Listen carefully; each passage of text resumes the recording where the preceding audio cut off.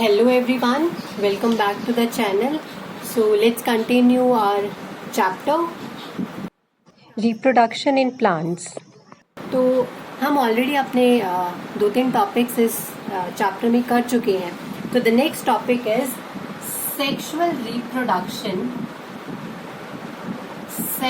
Reproduction in plants, और you can say sexual reproduction in flowering plants, क्योंकि sexual reproduction सिर्फ और सिर्फ जो हमारे फ्लावरिंग प्लांट्स होते हैं उसी में होती हैं.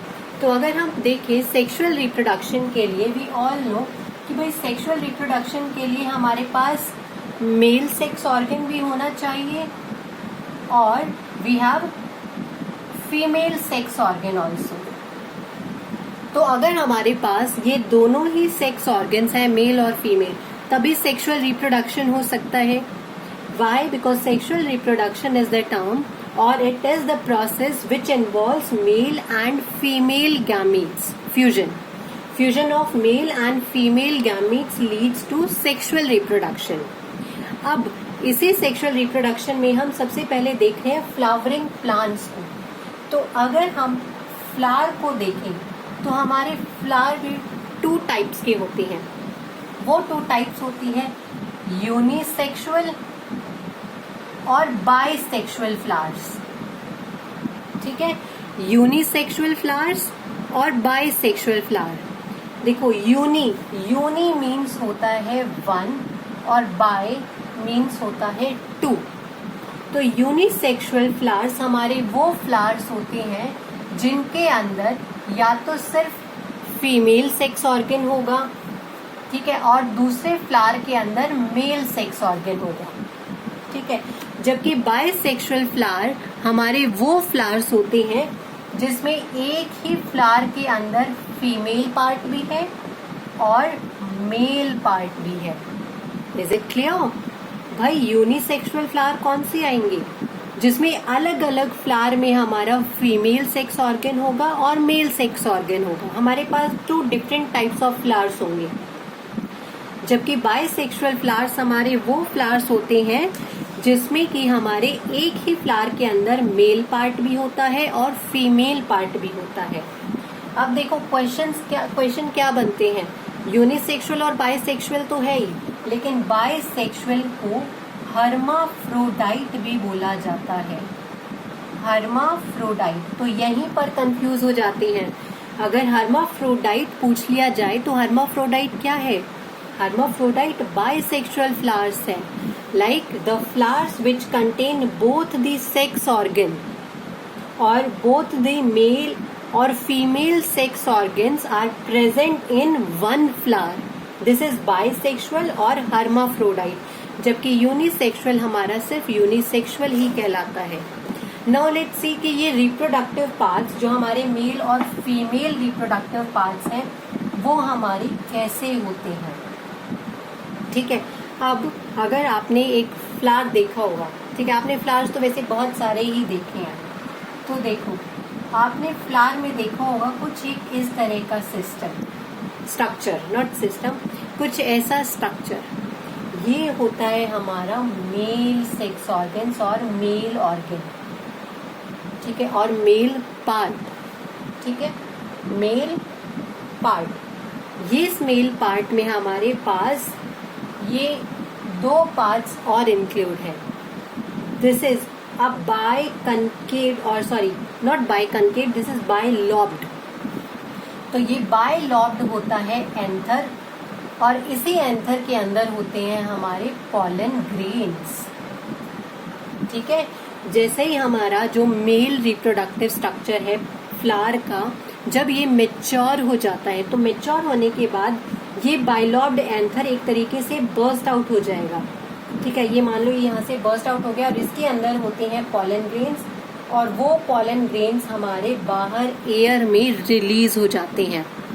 तो दिस इज एंथर, और ये एक लॉन्ग स्टॉक होती है, एक लॉन्ग ट्यूब लाइक स्ट्रक्चर होता है which is called as filament. तो जो मेल पार्ट है हमारा, it includes 2, anther and filament. Okay, anther and filament. और इस कंप्लीट को हम बोल सकते हैं स्टेमन।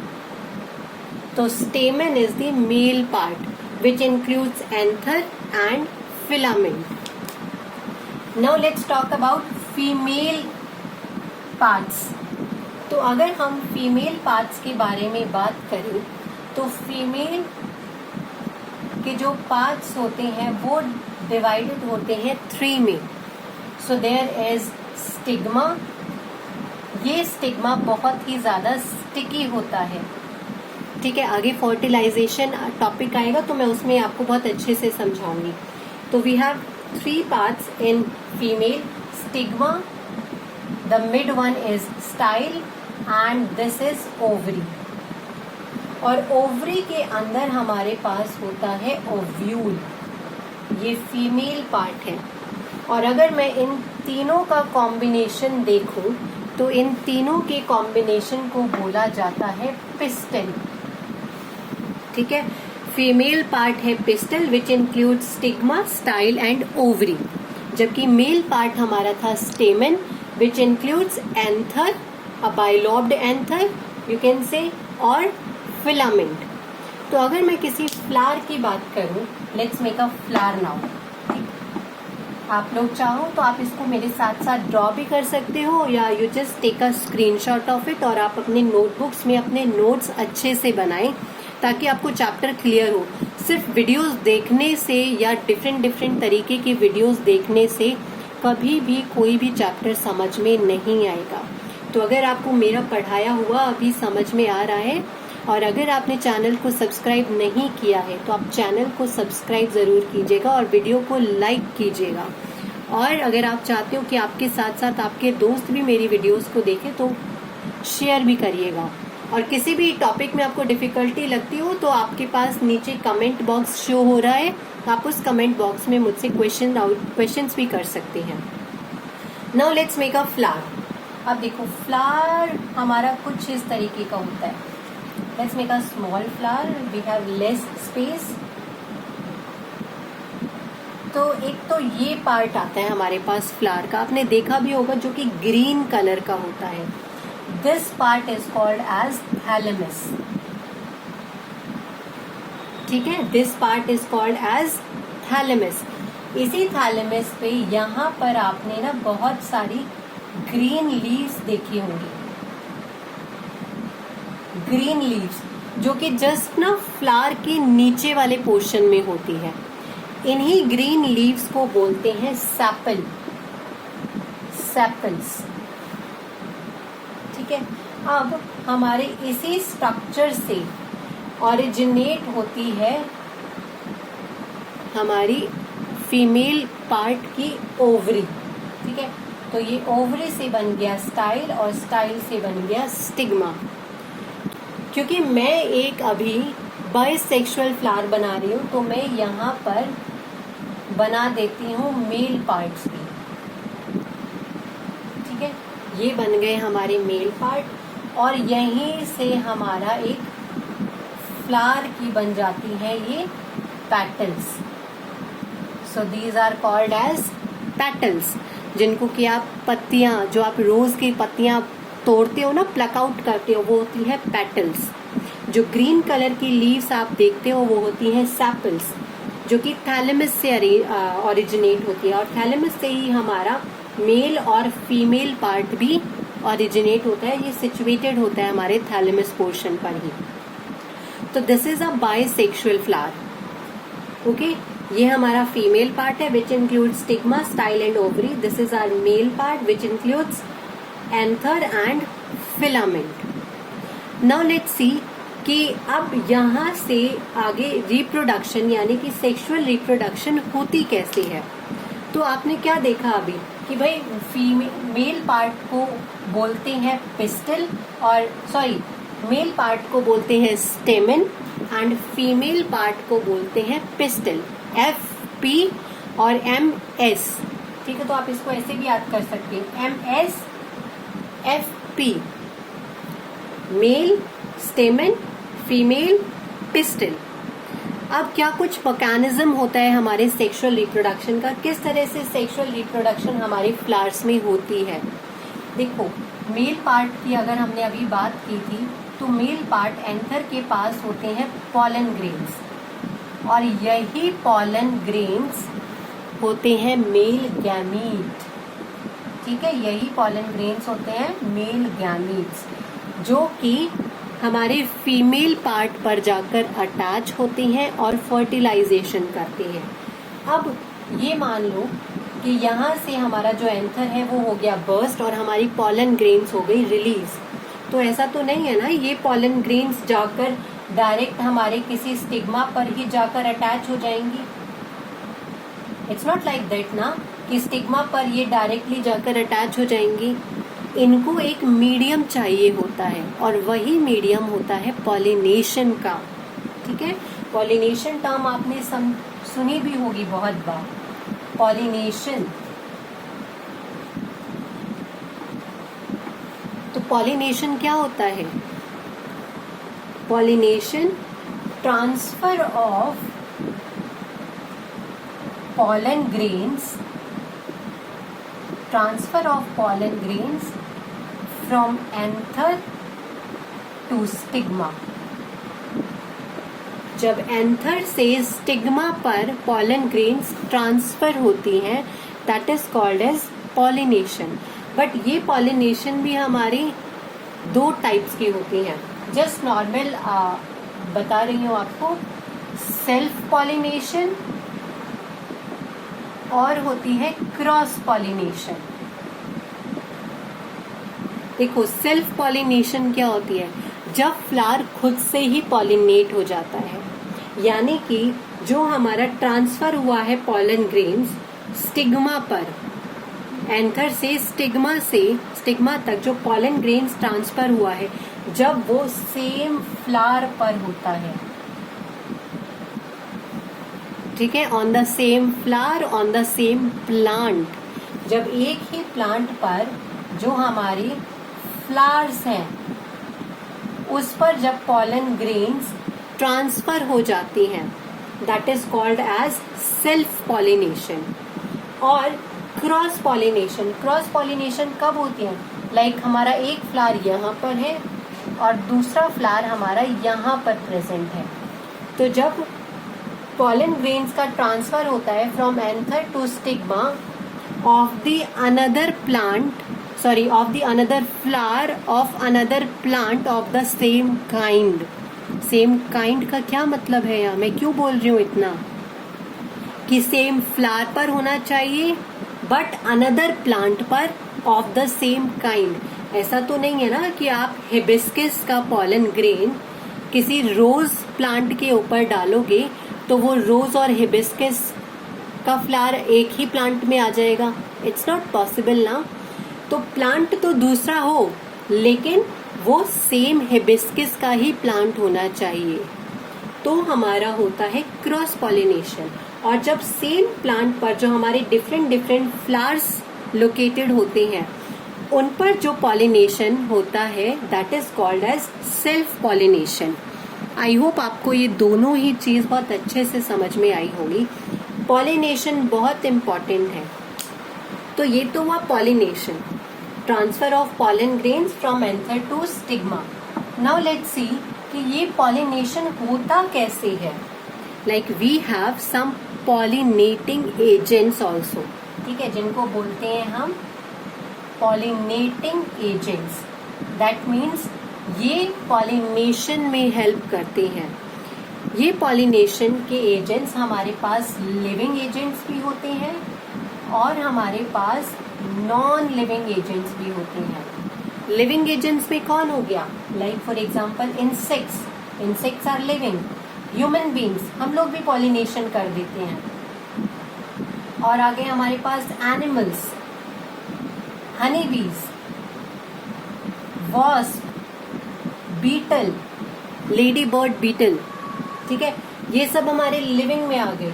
अब नॉन लिविंग की अगर हम बात करें तो नॉन लिविंग में हमारे पास और भी बहुत सारे हैं। विंड हो गया, हवा के मीडियम से हमारे जो पॉलन ग्रेन्स है वो एयर में फ्लोट करके दूसरे फ्लावर पर जाकर गिर रहे हैं, wind. With the help of water is also a medium. जितने भी हमारे प्लांट्स जो वाटर में है, एक्वेटिक प्लांट्स हैं, या जो इवन हमारे टेरेस्ट्रियल प्लांट्स भी हैं जो लैंड पर है, उनका कुछ पॉलन ग्रेन शेड हो गया वाटर में और वो वाटर के थ्रू फ्लोट होकर जा रहा है, तो उसको हम बोलेंगे वाटर पॉलिनेशन। ठीक है, अब इसमें हम किस तरह से देखते हैं कि भाई क्या कुछ हमारे फ्लावर की कैरेक्टरिस्टिक्स होनी चाहिए। सबसे पहले तो characteristic is very much important for pollination और फॉर पॉलिनेटिंग एजेंट्स। लाइक अगर हम नॉन लिविंग में अपने फ्लावर की कैरेक्टरिस्टिक्स देखें तो फ्लावर की क्या कुछ कैरेक्टरिस्टिक्स आएगी। भाई विंड और वाटर हमारा नॉन लिविंग है, यानी कि अगर हम यूं देखें तो हमारे विंड और वाटर के लिए जो हमारा फ्लावर है अगर वो सेंटेड ना हो तो भी चलेगा। भाई ये तो सूंघ नहीं सकते ना सेंट को, जो सेंट होता है फ्लावर में, जो फ्रेग्रेंस हमें आती है उससे तो कोई बेनिफिट नहीं है इनको। यानी कि जो हमारा फ्लावर है वो सेंटेड ना भी हो तब भी पॉलिनेशन हो जाएगी, वो कलरफुल ना भी हो तब भी पॉलिनेशन हो जाएगी। ठीक है, और अगर वो जो नेक्टर प्रोड्यूस करता है, जिसको हनी बीज या बाकी के इंसेक्ट जो सक करते हैं अपने न्यूट्रिशन के लिए, अगर वो नेक्टर भी उसमें ना हो तब भी हमारे विंड और वाटर उसको पॉलिनेट कर सकते हैं। ठीक है, अब जो फ्लावर्स होते हैं वो फ्लावर कैसे विंड और वाटर के थ्रू पॉलिनेट होते हैं। लाइक विंड, बहुत तेज विंड होती है। ठीक है, हमारा एंथर हो गया बर्स्ट, और एंथर बर्स्ट होने के बाद क्या होगा, ऑफ कोर्स वो हमारे एयर में फ्लोट करता हुआ किसी दूसरे फ्लावर पर जाकर गिर जाएगा। पॉलन ग्रेन बेटा ऐसा नहीं है कि वो सिर्फ 100 इन नंबर्स में होता है, वो 1000 इन नंबर्स और लैक्स इन नंबर्स में रिलीज होता है सिर्फ एक एंथर से। वो बहुत ज्यादा होता है नंबर्स में, क्योंकि इतने ज्यादा नंबर्स में होने से ये होता है कि भाई कोई ना कोई एक पोलन तो पहुंचेगा, और हमारे, यकीन नहीं मानोगे कि हमारी स्टिग्मा को और हमारी ओवरी को फर्टिलाइज होने के लिए, ठीक है, फर्टिलाइजेशन के लिए सिर्फ एक ही पॉलन ग्रेन की जरूरत होती है, ओनली 1 पॉलन ग्रेन। तो अगर हमारे फीमेल पार्ट तक सिर्फ एक पॉलन ग्रेन पहुंच रहा है तो वो भी इनफ होता है, क्योंकि यही पॉलन ग्रेन मियोसिस करके 2 मेल गैमीट बनाता है। तो हमें सिर्फ एक पॉलन ग्रेन की जरूरत है। Same as it is water में होगा, वाटर में भी जो पॉलन है वो रिलीज करके आगे की तरफ बढ़ेंगे, और इसी के लिए कुछ एग्जाम्पल दिए हुए हैं वाटर के। ठीक है, तो वाटर के एग्जाम्पल हमारे आ जाते हैं वेलिसनेरिया। ये प्लांट वाटर के थ्रू पॉलिनेट होता है। हाइड्रिला, ठीक है, आप एग्जाम्पल्स बहुत ही ज़्यादा अच्छे से करना, क्योंकि अगर एग्जाम्पल्स नहीं करोगे तो कुछ समझ नहीं आएगा, क्योंकि क्वेश्चंस इसी पे बनते हैं कि नॉन लिविंग या फिर वाटर पॉलिनेशन के प्लांट्स कौन कौन से आते हैं। तो वो आते हैं हमारे वेलिसनेरिया और हाइड्रिला। अगर हम बात करें अपने लिविंग एजेंट्स की, तो लिविंग एजेंट्स में हमारा आता है insect, human being, animal, Honey bees, wasp. तो इनके लिए अगर हम अपने फ्लावर की कैरेक्टरिस्टिक्स देखें तो ऑफ कोर्स इंसेक्ट किसके तरफ, या फिर ह्यूमन बीइंग्स, हम लोग ये सभी लिविंग बीइंग्स किसकी तरफ अट्रैक्ट होंगे, जो फ्लावर सेंटेड होते हैं, खुशबू की तरफ, जो फ्लावर कलरफुल होते हैं। और हनी बीज, वास्प, इंसेक्ट्स, ये किसकी तरफ अट्रैक्ट होंगे, जो फ्लावर नेक्टर प्रोड्यूस करते हैं ताकि वो अपना न्यूट्रिशन एब्जॉर्ब कर सकें।